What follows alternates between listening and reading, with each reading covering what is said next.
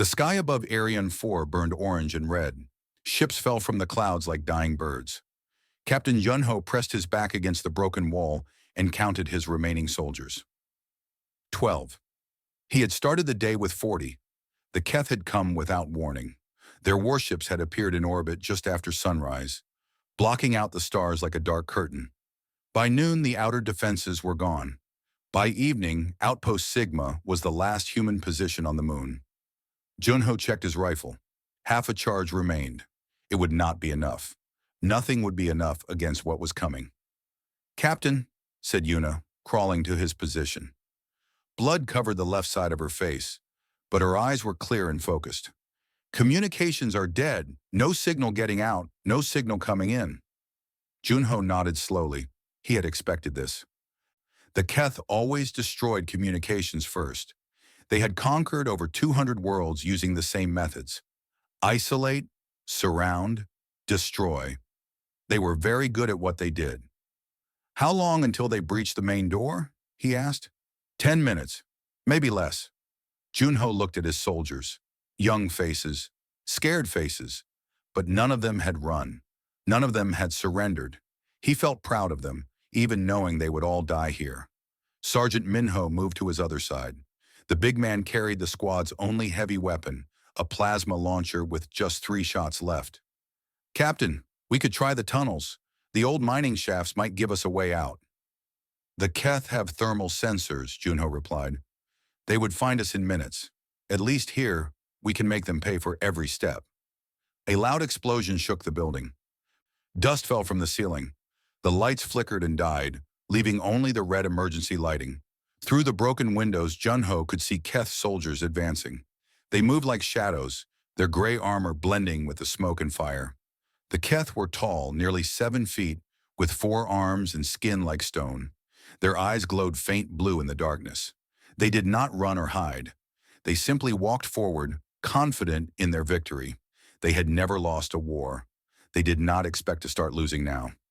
"Everyone to positions," Junho ordered. His voice was calm. His hands were steady. Inside, he was terrified, but a captain could not show fear. "Make every shot count. Make them remember us." The first wave hit the main entrance. Junho watched his soldiers fight with everything they had. Rifles cracked, grenades exploded. For a few beautiful minutes, they held the line. Then the Keth brought in their heavy units. The wall to Junho's left exploded inward. 3 Keth warriors rushed through, their weapons firing blue bolts of energy. 2 of his soldiers fell instantly. Junho shot 1 alien in the head, then another in the chest.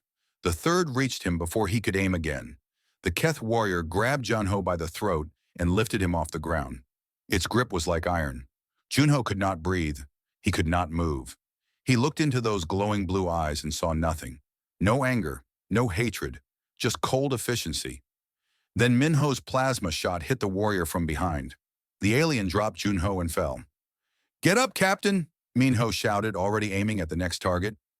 Junho grabbed his rifle and kept fighting. Minutes passed like hours. His soldiers fell one by one. Yuna took a shot to the leg and collapsed. Hana, the young medic, dragged her behind cover while firing her pistol with her free hand. Minho ran out of plasma charges and switched to his sidearm. Then the roof caved in. Junho remembered falling. He remembered the weight of metal and stone crushing his body. He remembered the taste of blood in his mouth. Pain exploded across his chest, his arms, his legs. He tried to count his wounds but stopped at 17. After that, the numbers did not matter. When he opened his eyes again, Commander Veth was standing over him. Junho had seen images of the Keth commander before. Veth was famous among his people, a warrior who had personally led the conquest of 30 worlds. He was larger than other Keth, nearly 8 feet tall, with scars covering his arms and chest. He wore black armor decorated with the symbols of his victories.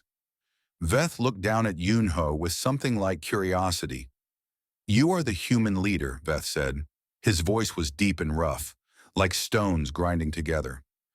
"You fight well for such a small creature." Junho could barely move. His right arm was broken. His left hand was burned. Blood poured from wounds across his entire body, but he still tried to raise his weapon. His fingers found the trigger. He aimed at Veth's face. The rifle clicked. Empty. Veth made a sound that might have been laughter. Impressive. Even now you try to fight. Your species is strange.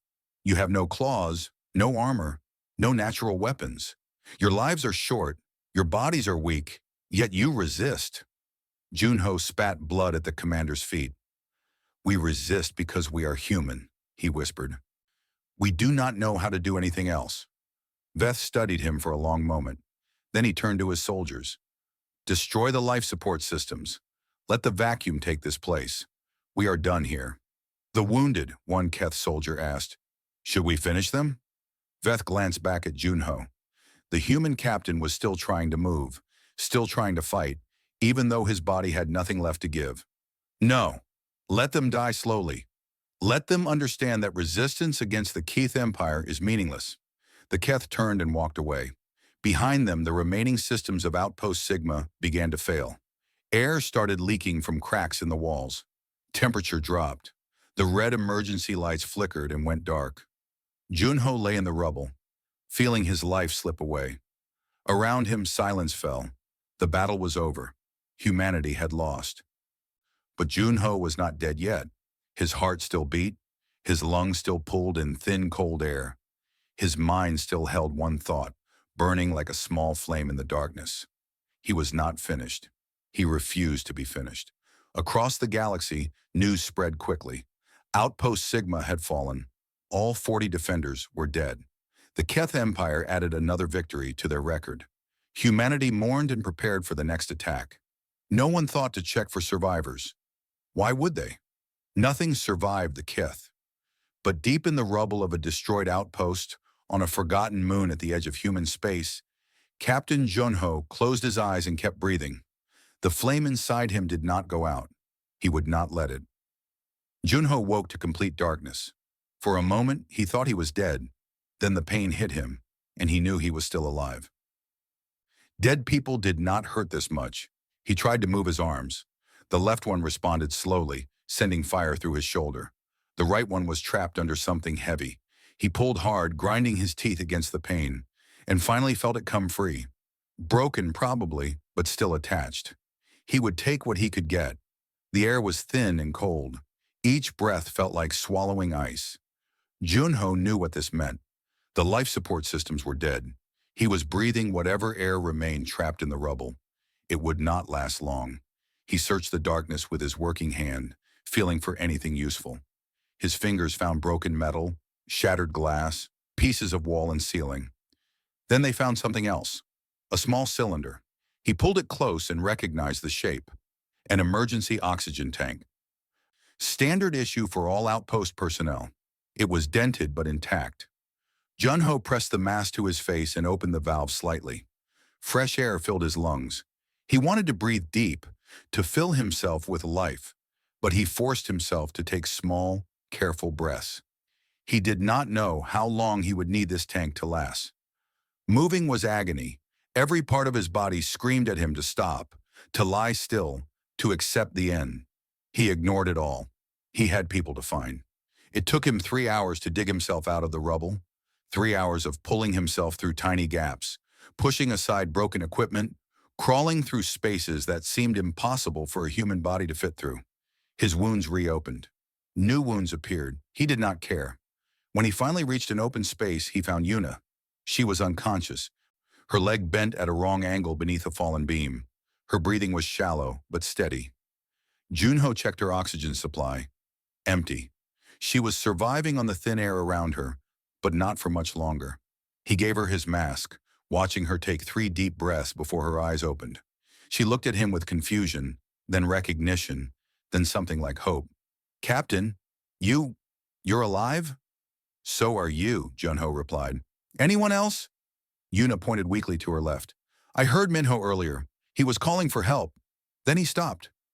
Junho took back the mask, allowed himself 2 breaths, then gave it to Yuna again.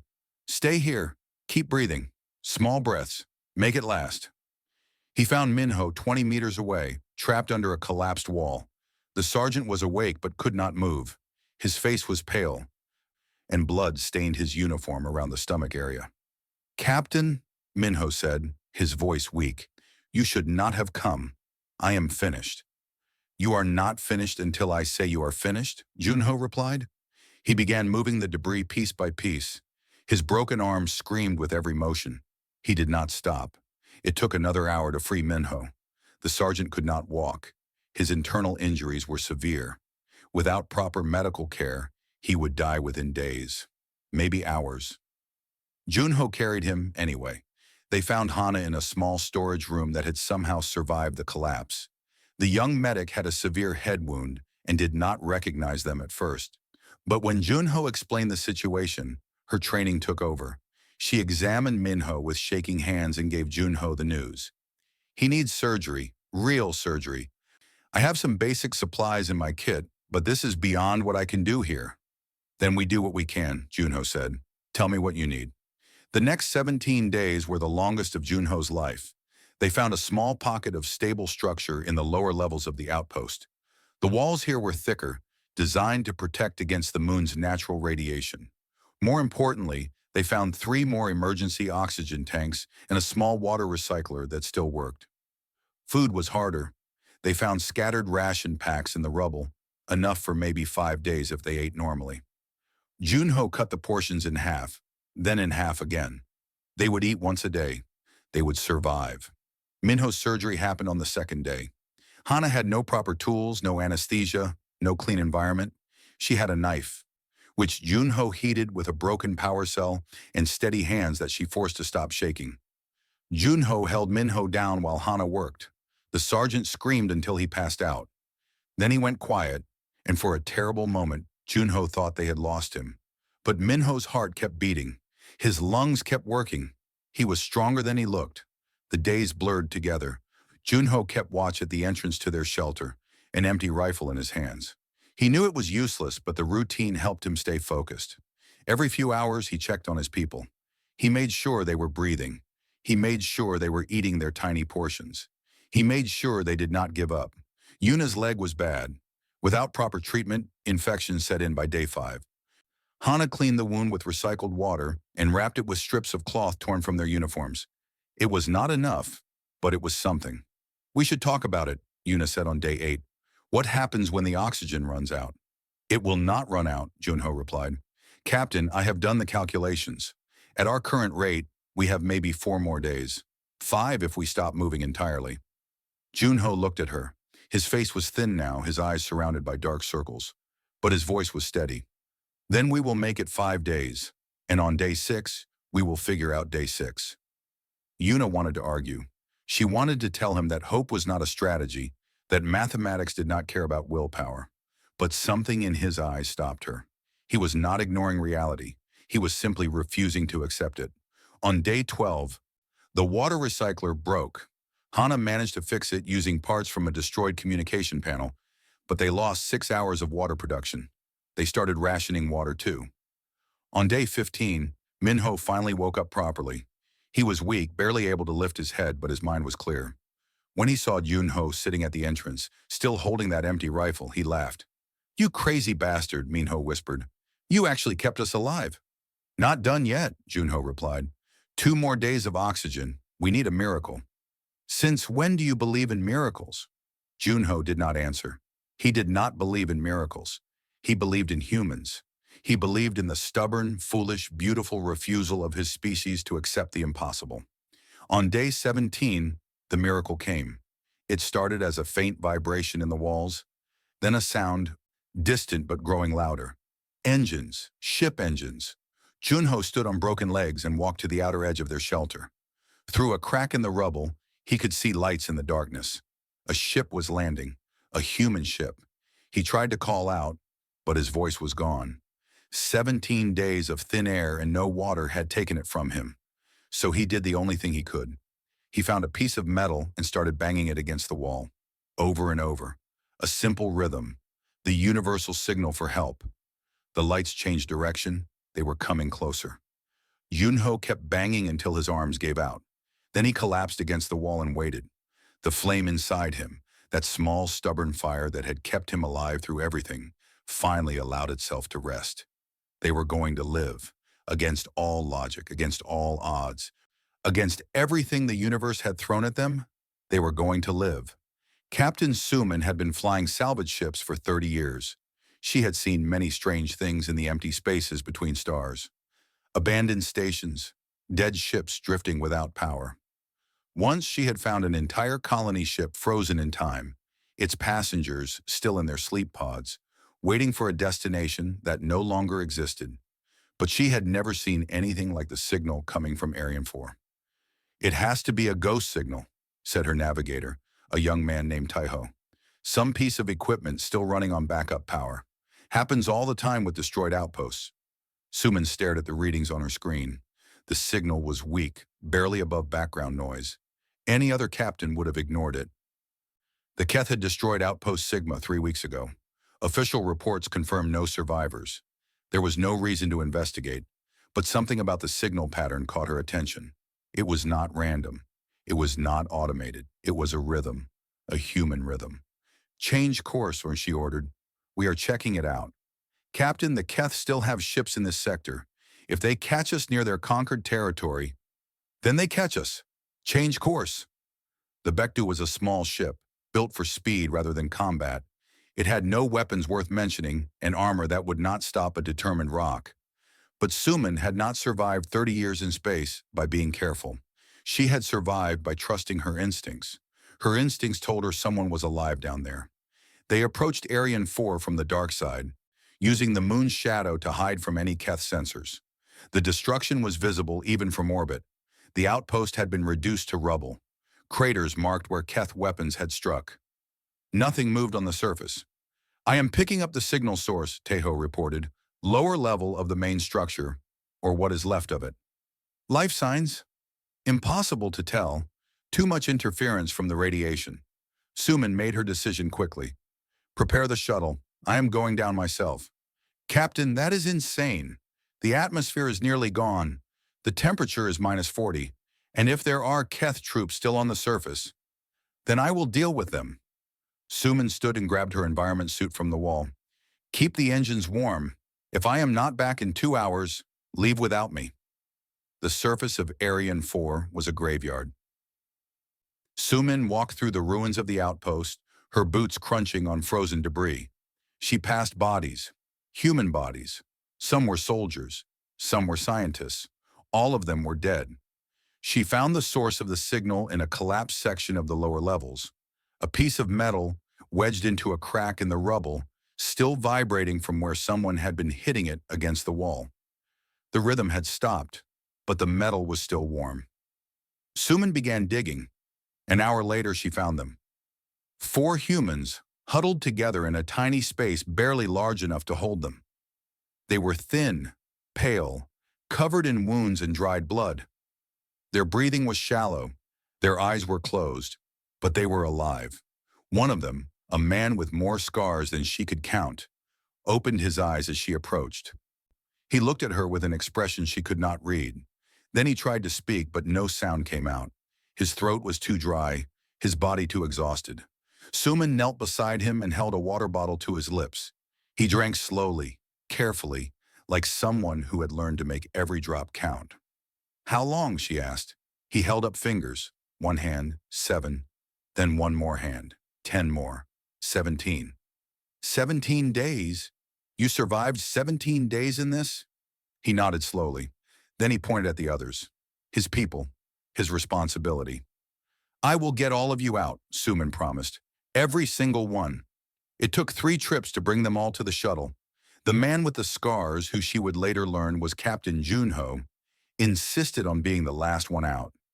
He refused to leave until he had watched all his soldiers loaded safely onto the ship. When they finally lifted off, when the ruined moon disappeared below them and the stars returned, Suman saw something change in Junho's face. Not relief, not joy, something harder, something colder. He was not happy to be alive. He was already planning what came next. The news spread across human space like fire. 4 survivors from Outpost Sigma. 4 humans who had been declared dead, buried under rubble, left to die by the Keth, and had somehow refused to die. The story changed depending on who told it. Some said they had fought off Keth patrols in the darkness.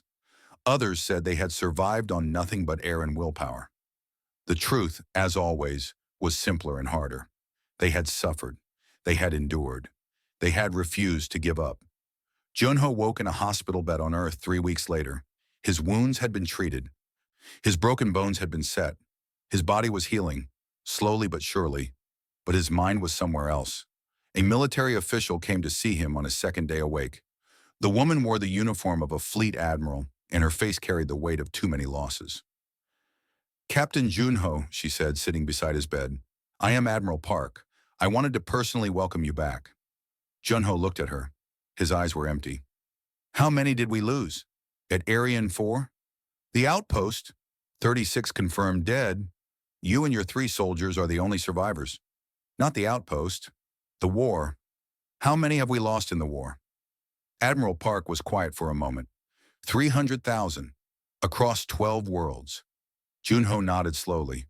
The number did not surprise him. The Keth were efficient. They did not make mistakes. They did not leave survivors. Except they had. They had left him. "I want to return to duty," he said. "Captain, you need time to recover. Your injuries alone will take months to heal properly. And the psychological evaluation? I do not need an evaluation. I need a ship. I need soldiers. I need to go back." Admiral Park studied him carefully. She had seen many soldiers broken by war. She had seen them come back empty, hollow, unable to function. But Junho was not broken. He was changed. The fire in his eyes was not madness. It was purpose. "Why?" she asked simply. "Because they left me to die," Junho replied. "They walked away believing I was nothing, believing humans were nothing. I am going to show them how wrong they were." The story of Outpost Sigma continued to spread.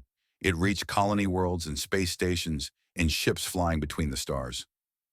Everywhere humans gathered, they talked about the 4 soldiers who had refused to die. And slowly, something began to change. For months, humanity had been losing. Every battle ended in defeat. Every world fell. Hope had become a rare thing, precious and fragile. But now there was something new. Proof that the Keth were not unstoppable. Proof that humans could survive their worst. Junho received thousands of messages. Some were from soldiers asking to serve under him. Others were from civilians thanking him for giving them hope. He did not read most of them. He was too busy planning. In his hospital room, with his broken body still healing, Captain Junho began to study. He read every report on Keth tactics. He analyzed every battle, every defeat, every small victory. He learned how the enemy thought, how they moved, how they fought. And he started to see weaknesses. The Keth were strong, but they were also arrogant. They did not adapt because they had never needed to adapt. They used the same strategies on every world because those strategies had always worked. They did not check for survivors because nothing had ever survived them before.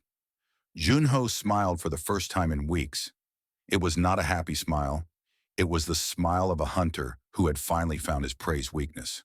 The Keth had made a mistake. They had created an enemy who understood them perfectly, an enemy who had nothing left to lose, and that enemy was about to teach them what humans were truly capable of. 6 months passed. Junho's body healed, but he never stopped working. Every morning he trained. First his body, pushing through exercises that made his old wounds burn, then his mind, studying Keth language, Keth culture, Keth military doctrine. He memorized the names of their commanders, the locations of their bases, the patterns of their patrols. He became an expert on his enemy. Admiral Park watched him closely during these months. She had expected him to break. Many soldiers did after experiences like his. But Junho did not break. He became sharper, colder, more focused. When she finally approved his request to form a new unit, she was not surprised by his first requirement. "I want volunteers only," Junho told her. "People who have lost everything to the Keth. People who have nothing left to fear." "That is a dangerous combination," Park replied. "Soldiers with nothing to lose can be unpredictable." "I am not looking for predictable. I am looking for relentless." The volunteers came quickly, too many, in fact. Junho had to turn away hundreds of qualified soldiers because there were simply not enough positions. He interviewed each candidate personally, asking them the same question every time. "Why do you want to fight the Keth?" The answers varied. Some had lost family, others had lost homes. A few had been the sole survivors of destroyed units, carrying guilt that never stopped burning. Junho accepted only those whose eyes matched his own, those who understood that this was not about glory or revenge. This was about proving something. Humans did not surrender. Humans did not give up. Humans fought until there was nothing left, and then they found something more. Yuna was his first choice. Her leg had been replaced with military-grade prosthetics, metal and wire that moved faster than flesh ever could. When Junho asked if she wanted to join, she did not hesitate. "I spent 17 days thinking I was going to die," she said. "Now I want to make them spend 17 days feeling the same." Minho came next. The big sergeant had recovered slowly, his internal injuries leaving scars that would never fully heal.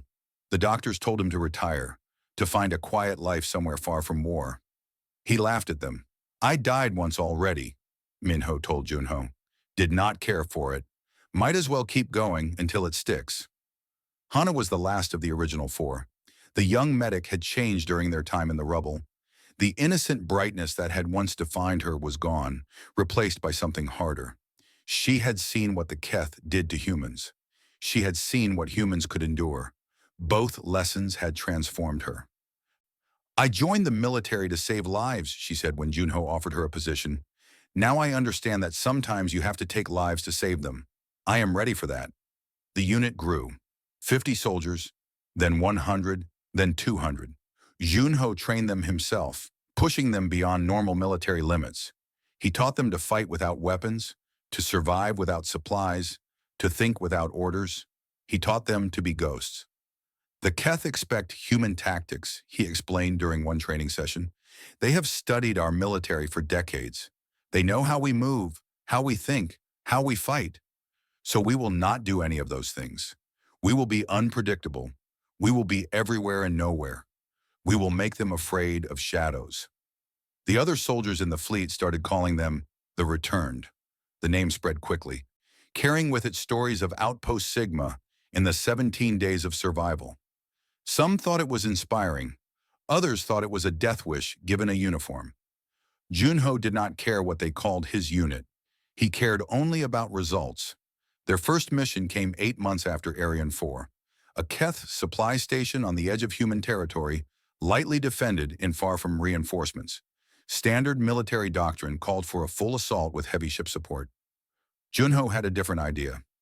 "We go in quiet," he told his team. 12 soldiers, no ships, no backup. We take what we need and disappear before they know we were there." "And if something goes wrong," Yuna asked, "then we adapt. We always adapt." The mission was a success. 12 soldiers slipped through Keth security systems that had never been breached before.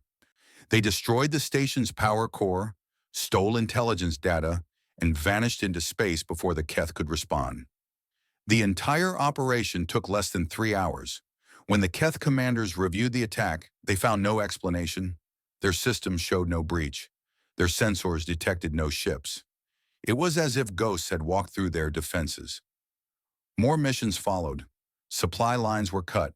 Communication hubs went dark. Minor commanders disappeared, their deaths made to look like accidents.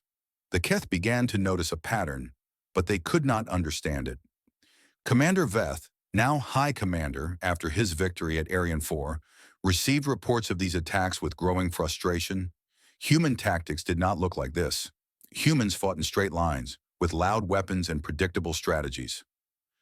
These attacks were different. They were surgical, they were patient, they were terrifying. "Find out who is leading these operations," Veth ordered his intelligence officers. "I want a name."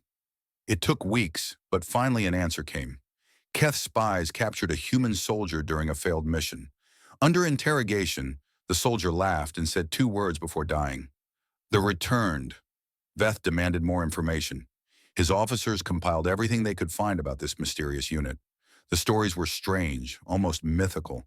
Soldiers who could not be killed. A leader who had walked out of his own grave.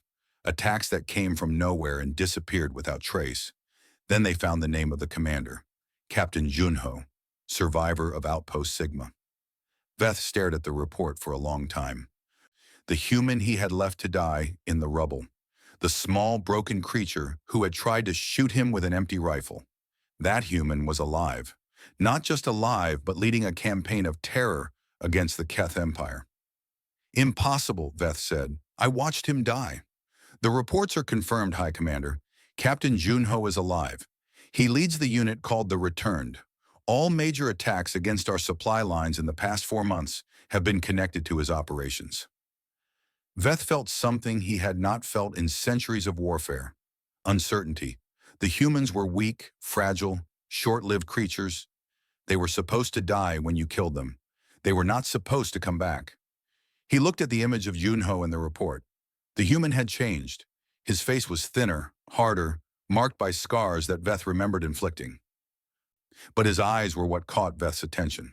Those eyes held no fear, no doubt, only a cold, patient hunger.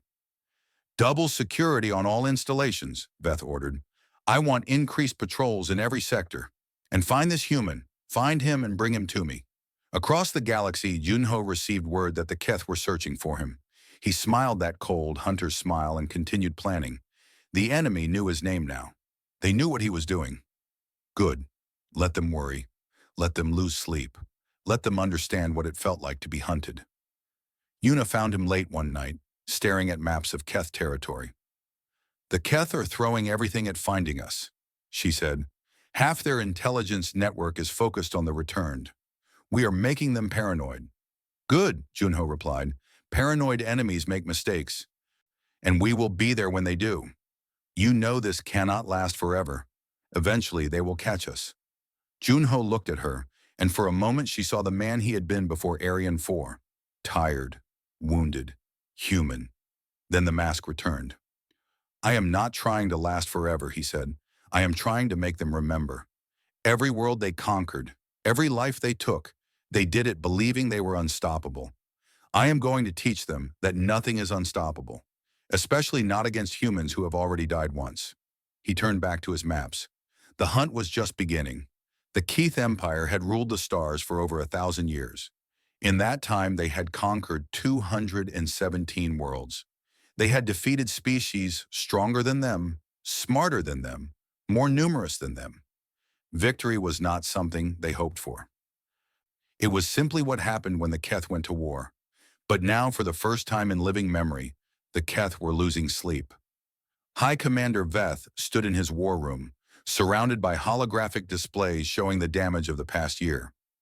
17 supply stations destroyed, 43 communication hubs disabled, 12 minor commanders killed in operations that left no evidence and no witnesses. The attacks followed no pattern that Keth strategists could understand. They struck at random times in random locations with random methods.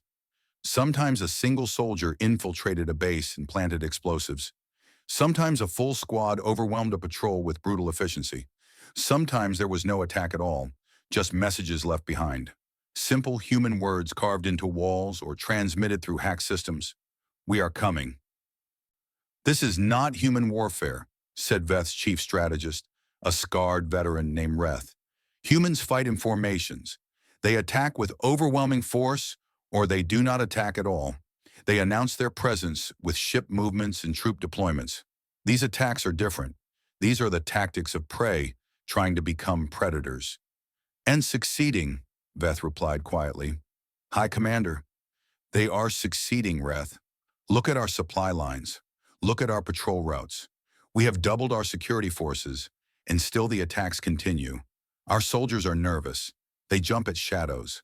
That is not the behavior of a conquering army. Reth shifted uncomfortably. What do you suggest?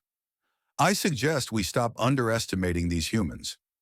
I suggest we acknowledge that something has changed. Veth walked to the main display and called up the intelligence file on Captain Yunho. The human's face stared back at him, scarred and calm. Veth had studied this image many times over the past months. He was trying to understand. 17 days, Veth said. This human survived 17 days in the ruins of an outpost we destroyed. No food, almost no water, air running out breath by breath. By every measure, he should have died. His body wanted to die. His situation demanded death. But he refused. Humans are stubborn, Reth said. It is their one notable trait. No, this is more than stubbornness. This is something else, something we have not seen before. Veth turned away from the display. The humans have a saying. I encountered it during the conquest of their outer colonies. They say that which does not kill you makes you stronger. I dismissed it as foolish optimism. Now I am not so sure. A communication alert interrupted them. An officer hurried into the room with a data pad. High Commander, another attack. The fuel depot at Sector 7. Casualties? Minimal. They did not kill anyone this time. They just destroyed the fuel reserves and left. Left? No confrontation? No escape battle? None, sir. Our soldiers arrived to find the depot in flames and no enemy in sight. But they did find something. The officer handed over the data pad. Veth looked at the image displayed there. Words written in human script burned into the metal floor of the depot. 17 days. How long can you last? Veth stared at the message for a long moment. Then he made a decision. I am taking personal command of the search for this human, he announced. Reassign my fleet to tracking operations. We will find Captain Junho and his return. High Commander, your presence is needed on the front lines. The main human fleet is preparing a counteroffensive. If you leave, the main human fleet is a distraction. They are losing that war and they know it. But this, Veth held up the data pad. This is where the real battle is happening. This human is changing something. I can feel it. Every day his attacks continue, the humans grow bolder. Every story about the returned spreads, and more humans start believing they can win. Belief does not win wars.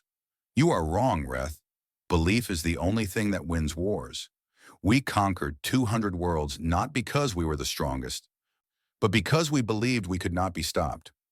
Now this human is teaching his species the same lesson. If we do not stop him, the humans will become what we have always been, and there are far more of them than there are of us. The hunt began in earnest. Veth deployed his best trackers, his most experienced intelligence officers, his finest soldiers. They chased rumors across a dozen star systems. They interrogated prisoners.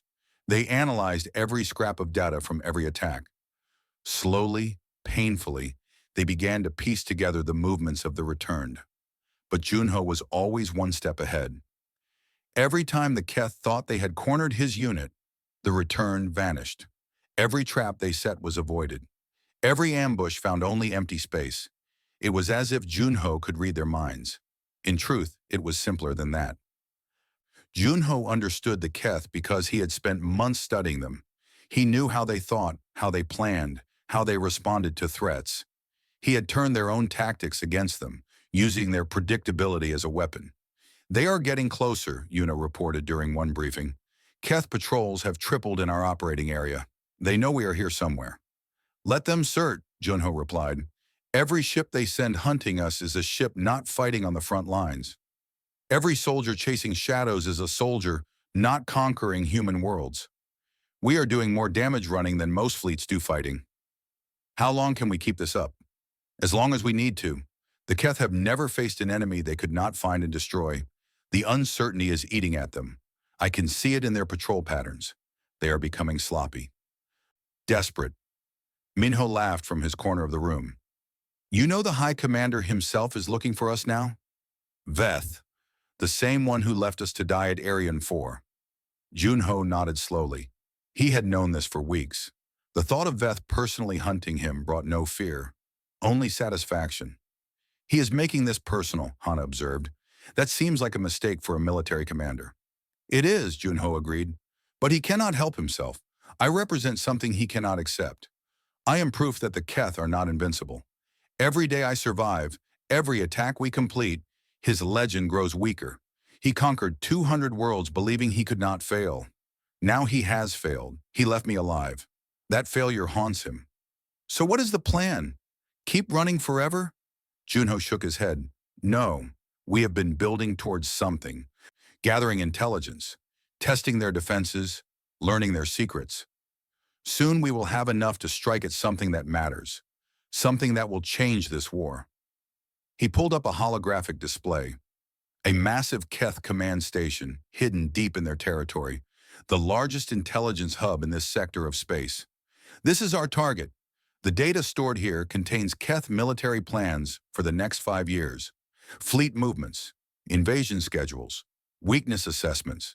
If we can steal this information and get it to the human fleet, the war changes overnight. The room went quiet. Everyone understood what Junho was proposing. This was not a raid on a supply depot. This was an assault on one of the most heavily defended positions in Keth space. The security will be incredible, Yuna said. Yes.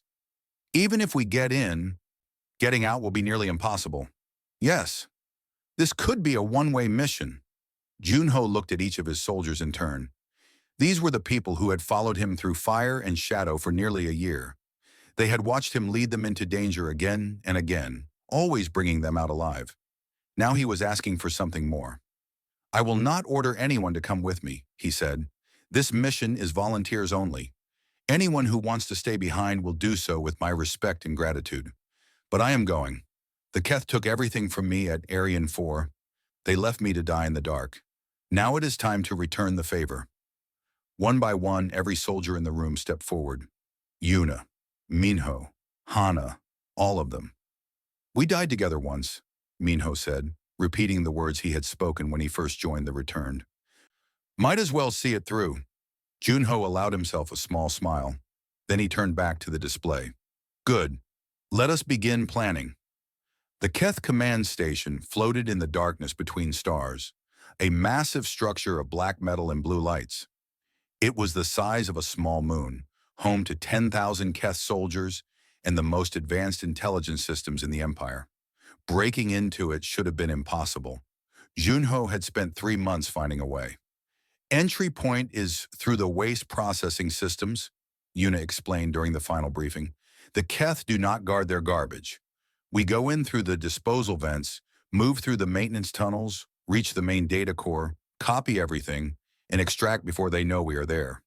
Simple, Minho said dryly. Nothing could go wrong. Everything will go wrong, Junho replied. That is why we have 17 backup plans.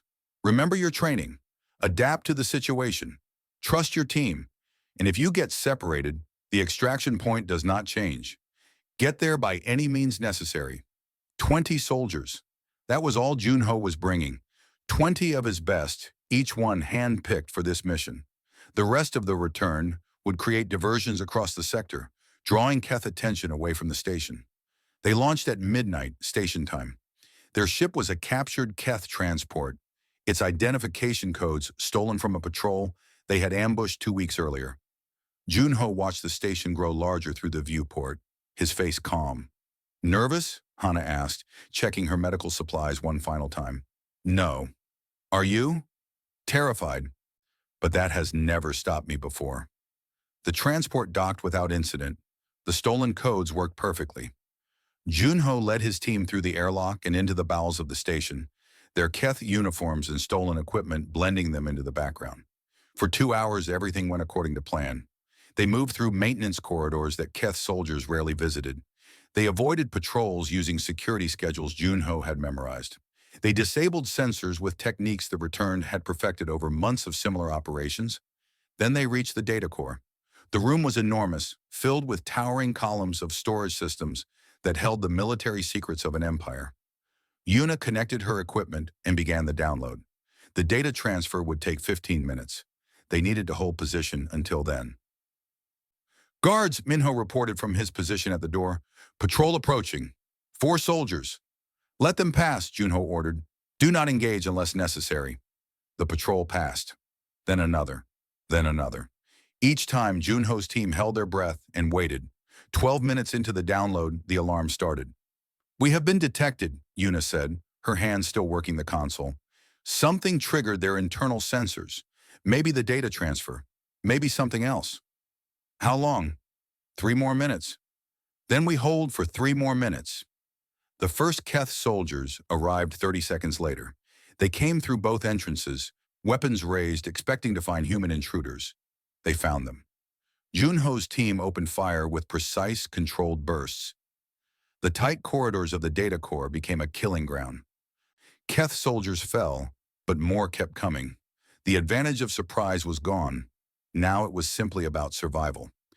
Download complete, Yuna announced. She pulled her equipment free and secured the data storage in her pack. We have everything. Fall back to extraction point. Teams of 4. Go. The retreat was chaos. Keth reinforcements flooded the station, responding to the breach with overwhelming force. Junho's soldiers moved through corridors that were suddenly filled with enemies, fighting for every step. Minho took a shot to the shoulder and kept firing. Hana dragged a wounded teammate through a service tunnel while shooting behind them. Yuna's prosthetic leg carried her faster than any human could run, her rifle never stopping. They made it to the cargo bay where their transport was docked. 12 soldiers out of 20. 8 lost in the fighting. Junho did not let himself think about that. Not yet. Then the main doors opened and everything stopped. High Commander Veth walked into the cargo bay, surrounded by 50 of his elite guards. The Keth warriors formed a semicircle around the human soldiers. Weapons pointed, escape routes blocked. Veth was exactly as Junho remembered. 8 feet tall, scarred, radiating the cold confidence of a creature that had never known defeat. Surrender, Veth commanded. You are outnumbered and outmatched. Your mission has failed. Drop your weapons. Junho's soldiers looked to him. Outnumbered 50 to 12. No cover. No backup. By any logical measure, they were finished. Junho stepped forward. For a moment, Veth did not recognize him. The human was wearing Keth armor, his face shadowed by the dim cargo bay lighting. Then Junho pulled off his helmet and dropped it to the floor. The scars were unmistakable.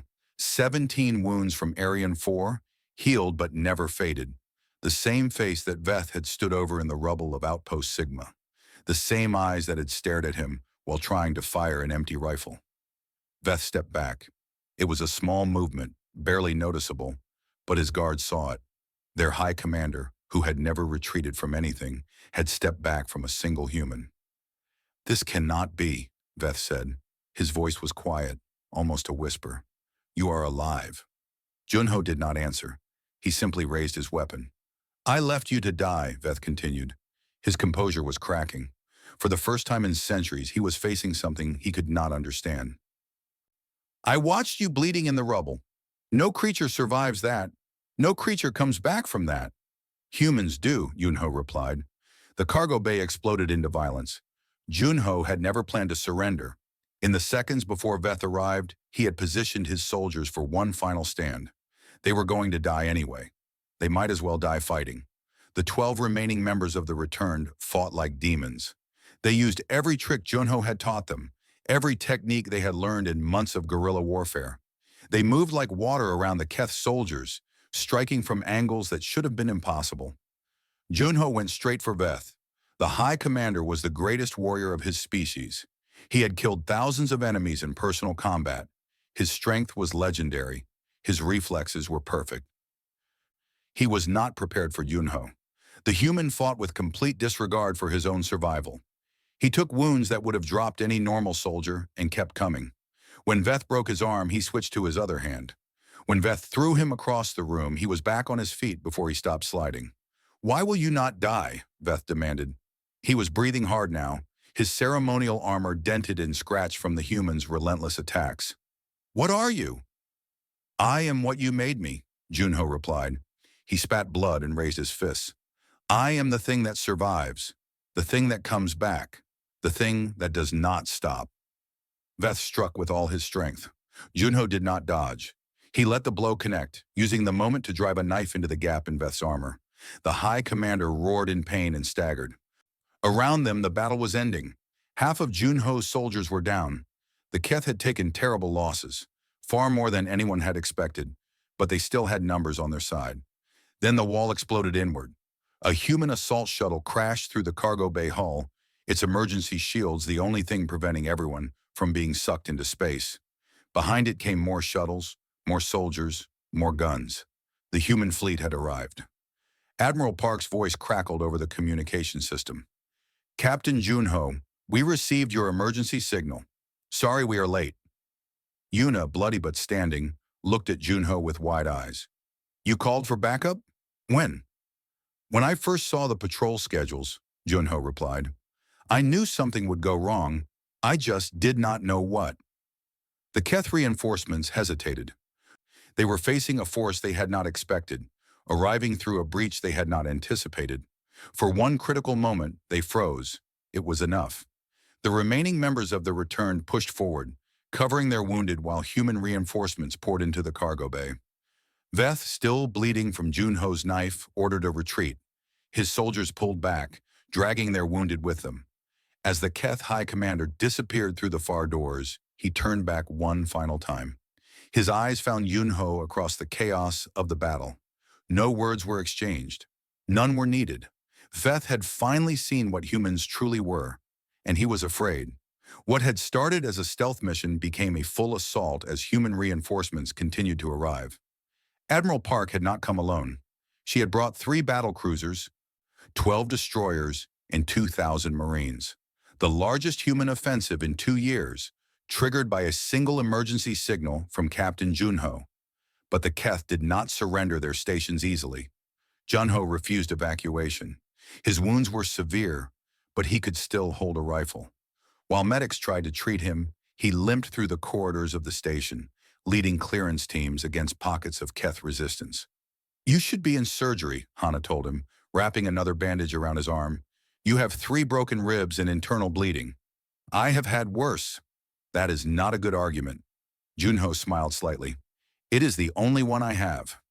The Keth fell back to their defensive positions, then to their last strongholds, then to nothing at all. By the end of the 6th hour, the station was secure. Human soldiers moved through empty corridors, cataloging captured equipment and securing prisoners. The intelligence data that Yuna had stolen proved to be everything Junho had hoped for. 5 years of Keth military planning, fleet positions, invasion schedules, resource allocations, the kind of information that could turn a war. But the greatest prize was not in the data cores. It was in the stories that began to spread. Word traveled fast in wartime. Within days, every human colony and ship knew what had happened at the Keth command station. 20 soldiers had infiltrated an impenetrable fortress. They had stolen priceless intelligence. They had fought the high commander of the Keth Empire to a standstill, and their leader was the same man who had survived Outpost Sigma. The same man who had spent 17 days in the dark and walked out alive. Junho became more than a soldier. He became a symbol. "I do not want to be a legend," he told Admiral Park 3 days after the battle. They stood on the bridge of her flagship, watching the stars drift past. "I just want to win the war." "Sometimes legends are how wars are won," Park replied. "The Keth have ruled this galaxy for 1,000 years because everyone believed they could not be beaten. You are teaching people a different lesson." "What lesson?" "That the impossible is not impossible, that survival is a choice, that humans do not know how to give up." Park turned to face him directly. "Before you, we were losing, not just battles. We were losing hope. Now I have soldiers volunteering for missions they would have refused 6 months ago. I have colonies that were planning surrender, talking about resistance instead. You did that." Junho was quiet for a long moment. He thought about Arian 4, about the darkness and the cold and the 17 days of fighting to breathe. He had not survived because he was special. He had survived because he was too stubborn to stop. Maybe that was the point. "What happens now?" he asked. "Now we fight back. The intelligence you captured gives us targets, weak points, opportunities. For the first time in this war, we know where to strike." And Veth? He survived, retreated with what was left of his fleet. From what our intelligence suggests, the Keth High Council is not pleased with him. His failure at the command station has damaged his reputation. Junho nodded slowly. He had known Veth would survive. The Keth commander was too skilled, too experienced to die in a single battle. But something had changed between them. Veth had seen something at the command station that he could not forget. He had seen a human who refused to die. 2 weeks later, the human fleet launched its first major offensive of the war. Using the captured intelligence, they struck at Keth supply lines and communication hubs simultaneously. Coordinated attacks across 12 star systems, all hitting targets that the Keth had believed were secret. The results were devastating. The Keth lost more ships in one day than they had in the previous 3 years combined. Their carefully planned invasion of human core worlds fell apart as supply routes disappeared and reinforcements never arrived. And this was just the beginning. Across the galaxy, the story of the return continued to spread. It reached occupied worlds where conquered species lived under Keth rule. These species had accepted their defeat long ago. They had believed there was no point in fighting an enemy that could not be beaten. Now they heard about humans. Small, weak, short-lived humans who had looked at the Keth Empire and decided that numbers did not matter. That strength did not matter. That the only thing that mattered was the refusal to give up. Rebellions began on 6 worlds within a month. Former enemies of the Keth, long quiet and obedient, started fighting again. They were not fighting because they thought they could win. They were fighting because the humans had shown them that fighting was possible. Junho heard about these rebellions during a briefing. Yuna, now promoted to Major, delivered the report. The Keth are being forced to redeploy significant forces to handle internal security, she said. Their conquest fleet has been reduced by 30%. They are fighting on multiple fronts now? How did this happen? Asked one of the human admirals. These species surrendered decades ago. What changed? Minho, standing in the corner with his arm still in a sling, laughed. They heard about us, about Outpost Sigma, about the returned. They heard that the Keith left humans to die in the dark, and those humans crawled out and started fighting back. Hope, Hana added quietly. That is what changed. We gave them hope. Junho said nothing. He was looking at the star map, counting the worlds that were now in revolt. 6, then 12, then 23. The number kept growing as more reports came in. The Keth had built their empire on fear. They had conquered world after world by convincing their enemies that resistance was pointless. For 1,000 years, this strategy had worked perfectly. But fear only worked when there was no alternative. The moment something stronger than fear appeared, the entire system began to crack. Hope was stronger than fear. Junho had learned this in the rubble of Outpost Sigma, breathing thin air and refusing to close his eyes. Now the rest of the galaxy was learning it too. 1 year later, the war ended. Not with a single decisive battle, but with a slow collapse of Keth power. Their supply lines were cut too many times. Their fleets were stretched too thin. Their conquered worlds rose up in numbers that could not be controlled. Veth was the last to surrender. He stood on the bridge of his flagship as human ships surrounded him, and he finally understood what had happened. We were the strongest species in the galaxy, he said to Junho during the formal surrender. We had conquered everything in our path. How did we lose to you? Junho looked at the Keth High Commander, the alien who had left him to die, the enemy who had become obsessed with destroying him, the warrior who had finally been broken by something he could not understand. You made a mistake, Junho replied. You thought strength was about power, about weapons, about numbers. But real strength is something different. It is the refusal to accept defeat. The ability to keep fighting when everything says you should stop. The stubborn, foolish human belief that if you just hold on long enough, things will get better. Veth was silent for a long moment. We left you to die. You should have died. Yes, I should have. But humans do not do what they should do. We do what we have to do, and we keep doing it until the universe stops trying to kill us. The surrender was complete. The Keth Empire, which had ruled the stars for 1,000 years, was finished. The species they had conquered began rebuilding their worlds. Humanity, which had nearly been destroyed, became the center of a new galactic alliance. And Junho? He stood on the bridge of his own ship now, a battle cruiser named the Returned, in honor of the soldiers who had followed him through everything. Yuna stood at his side. Minho and Hana were never far away. The scars of Aryan 4 still marked his body, reminders of 17 days in the dark. Where to now? Captain? Yuna asked. Junho looked at the stars. There were always more battles to fight, more challenges to face, more moments when the universe would try to kill humanity, and humanity would have to prove once again that it refused to die. Forward, he said simply. Always forward. The ship engines hummed to life. The stars stretched into lines of light. And Captain Junho, the man who had walked out of his own grave, continued into the future. Because that was what humans did. They survived. They adapted. They refused to stop. And nothing in the universe could ever change that.